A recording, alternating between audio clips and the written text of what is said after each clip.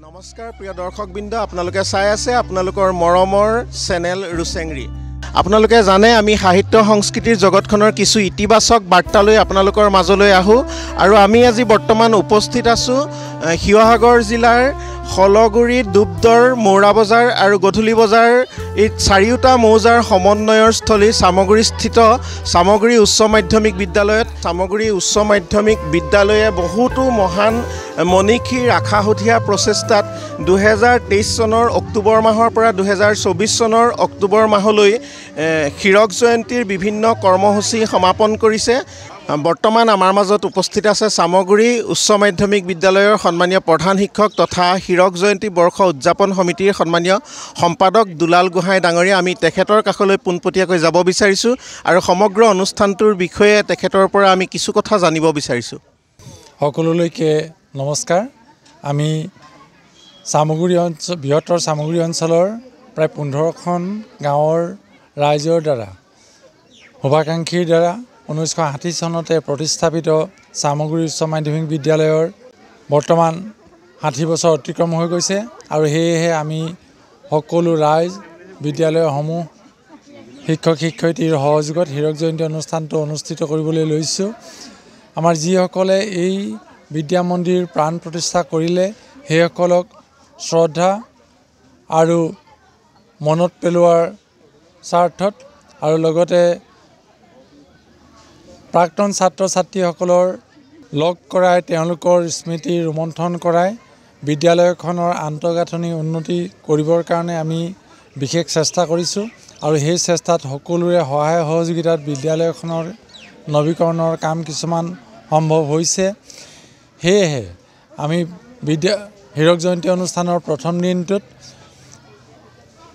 গ্ৰন্থমেলা, বিজ্ঞান মেলা আৰু সাংস্কৃতিক অনুষ্ঠান ৰাখিছোঁ আৰু তাৰ পিছদিনা প্ৰাক্তন ছাত্ৰ ছাত্ৰী আৰু শুভাকাংক্ষীৰ অনুদানেৰে হীৰক জয়ন্তীৰ উপলক্ষত হীৰক জয়ন্তী তোৰণখন সম্পূৰ্ণ কৰা হৈছে আৰু এই হীৰক জয়ন্তী তোৰণভাগ 14 তাৰিখে দ্বিতীয় কাৰ্যসূচীত উন্মোচন কৰিব চৰাইদেউ জিলাৰ সোণাৰী খণ্ডৰ খণ্ড প্ৰাথমিক শিক্ষা বিষয়া প্ৰণৱ গগৈ ডাঙৰীয়া। আৰু তাৰপিছত আমাৰ বিদ্যালয়ৰ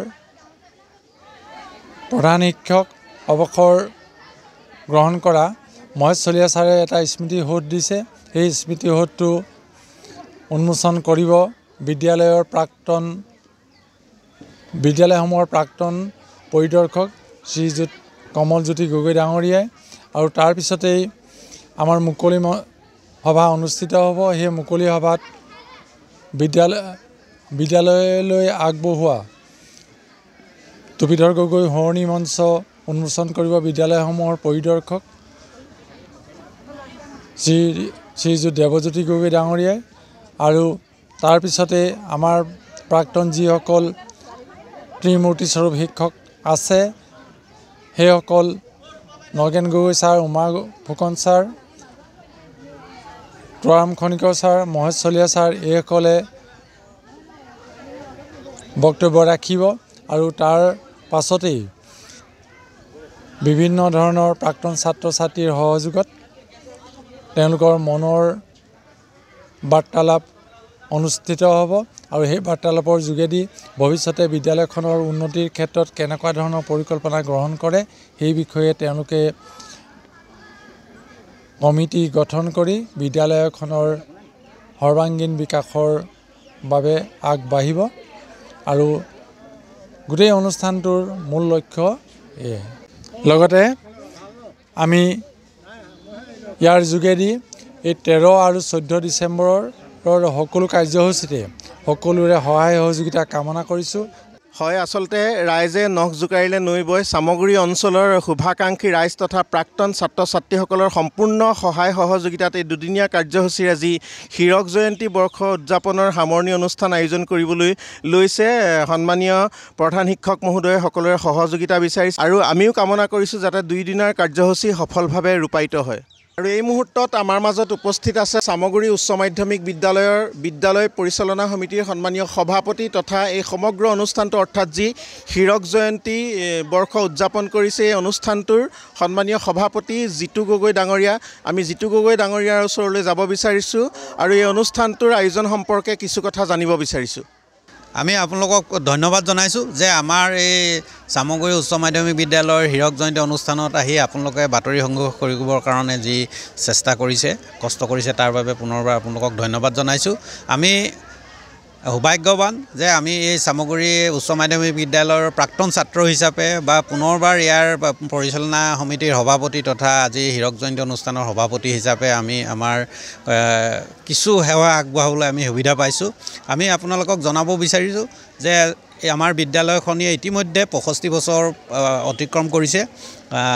60 বছৰ পাছতে আমি আলোচনা কৰিছিলোঁ যে আমি হীৰক জয়ন্তী পাতিব লাগে, কিন্তু বিভিন্ন ক'ভিড মহামাৰীৰ পৰা আৰম্ভ কৰি বিভিন্ন কাৰণত আমাৰ হীৰক জয়ন্তী অনুষ্ঠানটো পতা নহ'ল। কিন্তু এতিয়া শেহতীয়াকৈ ৰাইজৰ সমূহীয়া প্ৰচেষ্টাত আমি এই অনুষ্ঠানটো 13 আৰু 14 আজি 13 তাৰিখ, কাইলৈ 14 তাৰিখ, 14 ডিচেম্বৰত আমি আয়োজন কৰিছোঁ, সামৰণি অনুষ্ঠান আয়োজন কৰিছোঁ। সম্পূৰ্ণ ৰাইজৰ দান বৰঙণিৰ দ্বাৰাহে আমি এই অনুষ্ঠানটো সমাপন কৰিবলৈ গৈ আছোঁ। আৰু আপোনালোকক আমি জনাবলৈ পাই সুখী হৈছোঁ যে আমাৰ চামগুৰি অঞ্চলৰ আৰু এই সৰহ সংখ্যকেই এই চামগুৰি উচ্চ মাধ্যমিক বিদ্যালয়ৰ প্ৰাক্তন ছাত্ৰ, তেখেতসকলৰ দান বৰঙণিয়ে প্ৰায় শিক্ষকসকলৰ সৈতে প্ৰায় 10 লাখৰ ওপৰত টকা আমি সংগ্ৰহ কৰিছোঁ আৰু স্কুলৰ উন্নয়নৰ স্বাৰ্থত আমি সমূহ টকা ব্যৱহাৰ কৰিছোঁ। আৰু আমি সেই সকলো এই হীৰক জয়ন্তী অনুষ্ঠানত অংশগ্ৰহণ কৰা, দান বৰঙণি আগবঢ়োৱা সকলোকে পুনৰবাৰ ধন্যবাদ আৰু কৃতজ্ঞতা জনাইছোঁ। যিহেতু এই স্কুলখনৰ আমাৰ অৰ্থনীতি তথা আমাৰ ঘৰ দুৱাৰ অৱস্থা যথেষ্ট বেয়া আছিল, কিন্তু আজি আপোনালোকে দেখিবলৈ পাইছে ৰাইজৰ দান বৰঙণিৰ যোগেদি আমি ঘৰ দুৱাৰৰ পৰা আৰম্ভ কৰি আমাৰ অভাৱ অভিযোগ প্ৰায়খিনিয়ে আমি 90% পূৰ্ণ কৰিবলৈ চেষ্টা কৰিছোঁ বা সমাপন ইতিমধ্যে হৈছিল। আৰু ইয়াত বিশেষভাৱে আমি উল্লেখ কৰিব বিচাৰোঁ যে আমাৰ এই স্কুলৰ প্ৰাক্তন ছাত্ৰ স্বৰ্গীয় টুপিধৰ গগৈ সোঁৱৰণত তেখেতৰ পত্নীয়ে পৰিবাৰে আমাক এটি মঞ্চ দান দিছে, ছাত্ৰ ছাত্ৰীৰ উপযোগী হোৱাকৈ এটা মঞ্চৰ দান দিছে, লক্ষাধিক টকাৰ তাত তেখেতে দান দিছে। আমি তেখেতৰ প্ৰতি পুনৰবাৰ কৃতজ্ঞতা জ্ঞাপন কৰিছোঁ। সেইদৰে আমাক আমাৰ প্ৰতিষ্ঠাপক প্ৰধান শিক্ষক মহেশ চলিহা ছাৰেও এটি স্মৃতি সৌধ নিৰ্মাণ কৰি দিছে। আমাৰ যিসকল প্ৰতিষ্ঠা কালৰ পৰা জড়িত শিক্ষাগুৰু আৰু গুৰি ধৰোঁতা সকলৰ পবিত্ৰ স্মৃতিত তেখেতে এই স্মৃতি সৌধটো নিৰ্মাণ কৰি দিছে। আমি চলিহা ছাৰক পুনৰবাৰ ধন্যবাদ জনাইছোঁ। আমি প্ৰতিষ্ঠা কালৰ পৰা যিসকলে অহুপৌৰুষাৰ্থ কৰিলে, তোহাম খনিকৰ sir, Muhibuddin sir, Waliuddin sir তাকে আদি কৰি নগেন গগৈ, আমাৰ উমা ফুকন ছাৰ, জীৱ কোঁৱৰ ছাৰ, যিহেতু জীৱ কোঁৱৰ ছাৰ ইয়াৰ যদিও শিক্ষকতা কৰা নাছিল, তেওঁ কিন্তু অৱদান কোনো গুণে কম নাছিল। প্ৰতিটো ক্ষেত্ৰতে আজি দিনটোৰ পৰ্যন্ত তেখেত আমাৰ লগত জড়িত হৈ আছে। আমি সকলোকে ধন্যবাদ জনাইছোঁ। এই পুৰণি চাম, নতুন চাম, আমি উঠি অহা চামকো ধন্যবাদ জনাইছোঁ, যিসকলে এই বিদ্যালয়খন, এই অনুষ্ঠানটো নিজৰ অনুষ্ঠান বুলি ভাবি লৈছে, অন্তৰত ঠাই দিছে। তেখেতসকলক আমি ধন্যবাদ জনাইছোঁ। আমি আশা কৰিম যে অনাগত দিনবিলাকতো বিদ্যালয়খনে অন্যান্য দিশৰ লগতে শৈক্ষিক দিশতো উন্নতি সাধন কৰিব, তাৰে কামনা কৰিছোঁ আজি এই পবিত্ৰ দিনটোত। ধন্যবাদ। হ'ব? হয়, নিশ্চয়কৈ ক'ব লাগিব চামগুৰি অঞ্চলৰ যিসকল সচেতন ৰাইজ বা বিদ্যালয়খনৰ প্ৰাক্তন ছাত্ৰ ছাত্ৰীসকল সকলো ৰাইজে আজি একত্ৰিত হৈ এই হীৰক জয়ন্তী অনুষ্ঠানটি সাফল্যমণ্ডিত কৰাৰ যি চেষ্টা চলাইছে, আমি সকলোকে ধন্যবাদ জনাইছোঁ। লগতে বিদ্যালয় পৰিচালনা সমিতিৰ সভাপতি তথা অনুষ্ঠানটোৰ সভাপতি জিতু গগৈ ডাঙৰীয়াকো আমি ধন্যবাদ জনাইছোঁ। আৰু এই হীৰক জয়ন্তী বৰ্ষ সামৰণি অনুষ্ঠানৰ লগত সংগতি ৰাখি তেখেতসকলে বিদ্যালয় চৌহদত গ্ৰন্থমেলা আৰু বিজ্ঞান মেলাৰ আয়োজন কৰিছে। আৰু এই গ্ৰন্থমেলাৰ শুভ উন্মোচন কৰি অঞ্চলৰ শিক্ষাবিদ তথা উদযাপন সমিতিৰ সন্মানীয় মুখ্য উপদেষ্টা ৰজনী বৰুৱাই গ্ৰন্থমেলা দুৱাৰ মুকলি কৰাৰ আগতে গ্ৰন্থ কি আৰু গ্ৰন্থ কিয় অধ্যয়ন কৰিব লাগে, গ্ৰন্থমেলাৰ কি প্ৰয়োজন, এই বিষয়ে চমুকে ক'ব খুজিছোঁ।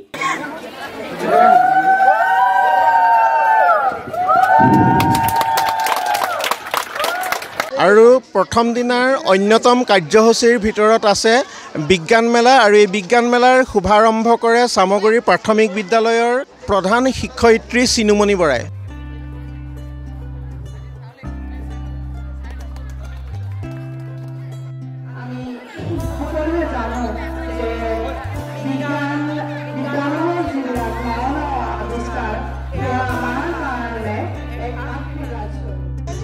হীৰক জয়ন্তী অনুষ্ঠানৰ আমি সমগ্ৰ পৰিৱেশ আপোনালোকক দেখুৱাই থাকিবলৈ চেষ্টা কৰিছোঁ।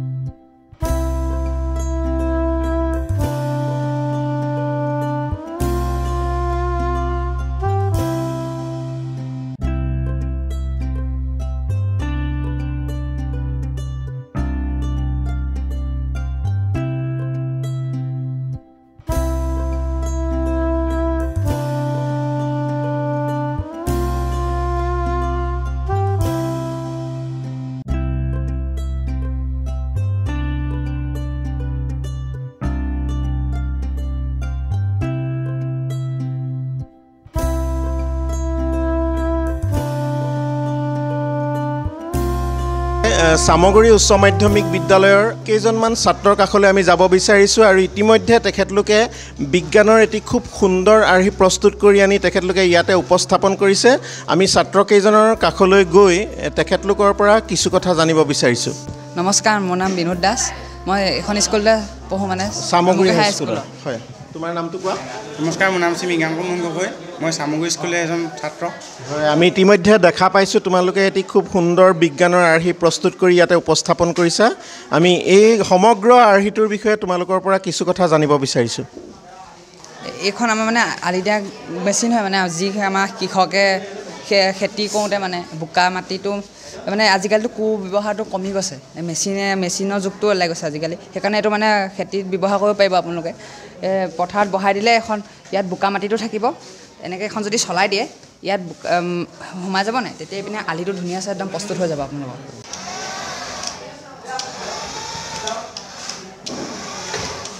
নামটো কৈ নমস্কাৰ, মোৰ নাম শ্ৰী জ্ঞানদেৱ ফুকন। মই 10ম শ্ৰেণীৰ খ শাখাৰ ছাত্ৰ। মই এই সামগুৰি উচ্চ মাধ্যমিক বিদ্যালয়ৰ হয়। এইটো হ'ল এটা ইঞ্জিন হয়, যিটো তেলৰ ইঞ্জিন গাড়ী মটৰত ব্যৱহাৰ কৰা হয়। আমাৰ পেট্ৰল ইঞ্জিন, তেলৰ আমাৰ যিবিলাক গাড়ীত ব্যৱহাৰ হোৱা হয়।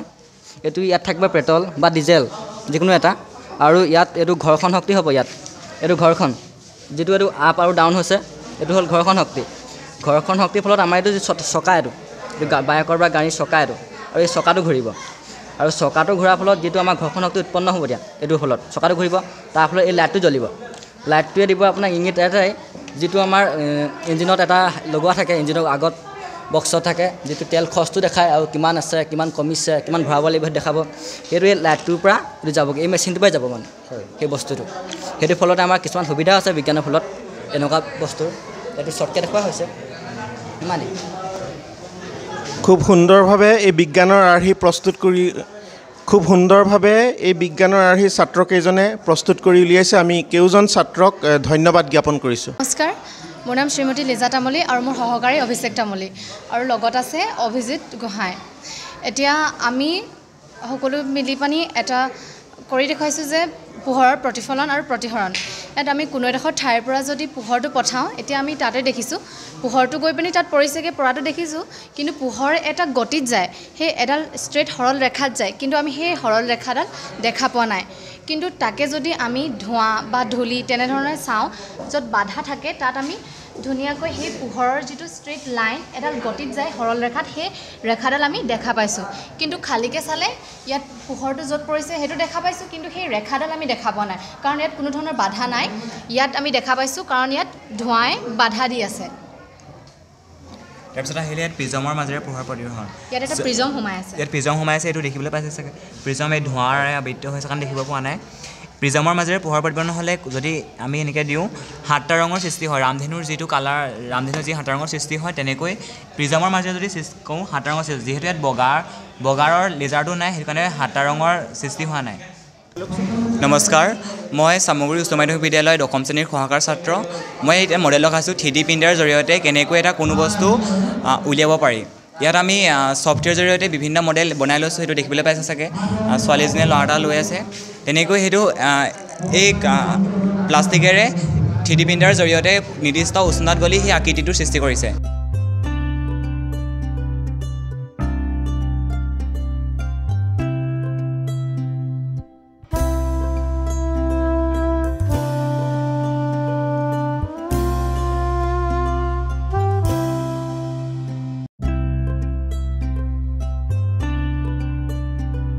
আমি বিজ্ঞান মেলাত যি বিজ্ঞানৰ আৰ্হি প্ৰস্তুত কৰিছে, আমি আন কেইজনমান ছাত্ৰৰ ওচৰলৈ যাব বিচাৰিছোঁ আৰু তেখেতসকলে যি আৰ্হি প্ৰস্তুত কৰি ইয়াতে উপস্থাপন কৰিছে, আমি সেই সম্পৰ্কে কিছু কথা জানিব বিচাৰিছোঁ। নমস্কাৰ, মোৰ নাম শ্ৰী গিৰীন গগৈ। আজি মই এটা মডেল বনাই আনিছোঁ। এই মডেলটো হৈছে জুইৰ সহায়ত কিদৰে অক্সিজেনৰ সহায়ত কিদৰে জুই জ্বলে, আৰু এইটো অকণমান তলফালৰ পৰাও অক্সিজেন পোৱা হৈছে, ওপৰ ফালৰ পৰা অক্সিজেন পোৱা হৈছে। সেইবাবে এইটো সম্পূৰ্ণভাৱে জুই জ্বলি উঠিছে, আৰু এইটো ওপৰৰ ফালৰ পৰা অক্সিজেন পোৱাৰ কাৰণে এইটো অলপ অলপ সৰহকৈ জ্বলিছে, আৰু এইটোত অক্সিজেন কোনো ফালৰ পৰা পোৱা নাই বাবে এইটো নুমাই গৈছে। হয়, এই ছাত্ৰকেইজনে খুব সুন্দৰকৈ অক্সিজেনৰ সহায়ত কিদৰে জুই জ্বলে সেই কথাটো খুব সুন্দৰভাৱে উপস্থাপন কৰিছে। ইয়াতে তেখেতলোকে 3ডাল মমবাতি 3টা লেম্পৰ চিমনিৰ ভিতৰত তেখেতলোকে জ্বলাইছে। আপোনালোকে ইতিমধ্যে দেখিবলৈ পাইছে এই চিমনিটোত ওপৰ ফালৰ পৰা খুব সুন্দৰভাৱে অক্সিজেন পাই আছে, সেইবাবে মমডাল খুব সুন্দৰভাৱে জ্বলিছে। আৰু দ্বিতীয়টো চিমনি তেখেতলোকে যেনেদৰে উপস্থাপন কৰিছে, এই চিমনিটো যথেষ্ট মমডালতকৈ ওখ, বেছি পৰিমাণে ইয়াত অক্সিজেন পোৱা নাই, সেইবাবে প্ৰথমডাল মমতকৈ দ্বিতীয়ডাল মম খুব কমকৈ জ্বলিছে। আৰু তৃতীয়টো চিমনিত তেখেতলোকে যিডাল মম দেখাইছে আৰু ওপৰ ফালে চিমনিটো সম্পূৰ্ণ এখন কাগজেৰে বন্ধ কৰি ৰাখিছে, গতিকে মমডাল কিছু সময় জ্বলাৰ পাছত নুমাই গৈছে। খুব সুন্দৰভাৱে উপস্থাপন কৰি ইতিমধ্যে তেখেতলোকে দেখুৱাইছে যে অক্সিজেনৰ অভাৱত কিদৰে জুই নুমাই যায় বা অক্সিজেনৰ সহায়ত কিদৰে জুই জ্বলে। আমি কেউজন ছাত্ৰক ধন্যবাদ জ্ঞাপন কৰিছোঁ।